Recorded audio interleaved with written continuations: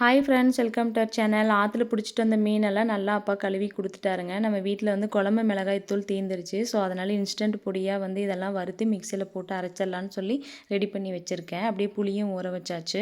இந்த கேப்பில் பார்த்தீங்கன்னா ஈவினிங் டைம் எங்கள் அப்பா வந்து கரும்பு சீசனே முடிஞ்சிருச்சு. இந்த கரும்பு எங்கேருந்து வாங்கிட்டு வந்தாருன்னு தெரில.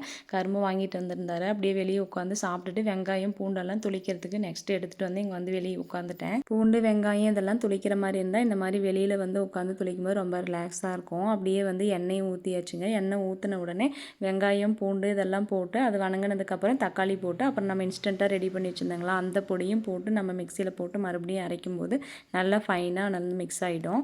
அதுக்கப்புறம் நம்ம குழம்புல ஊற்ற வேண்டியது தான். மீன் குழம்பு அப்படின்னாவே சின்ன வெங்காயமும் நல்லெண்ணெயும் தாங்க. அப்படியே நல்லெண்ணெய் ஊற்றி வெந்தயம் போட்டாச்சு. சின்ன வெங்காயமும் போட்டு நல்லா வணங்கினதுக்கப்புறம் நம்ம அரைச்சி வச்சுருந்த தக்காளி வெங்காயம் பேஸ்ட்டு எல்லாமே ஆட் பண்ணி நல்லா கலந்து விட்டதுக்கப்புறம் அப்படியே தேங்காய் பால் கொஞ்சம் மிக்ஸ் பண்ணிட்டேங்க. நெக்ஸ்ட்டு நல்லா கொதிக்க வச்சதுக்கப்புறம் பார்த்தீங்கன்னா லாஸ்ட்டு ஃபைனலாக மீன் போட்டு இறக்க வேண்டியது தான். நான் மீன் வந்து பார்த்திங்கன்னா வருஷத்தில் ஒரு 2-3 டைம் செய்கிறதே ரொம்ப பெரிய விஷயம்.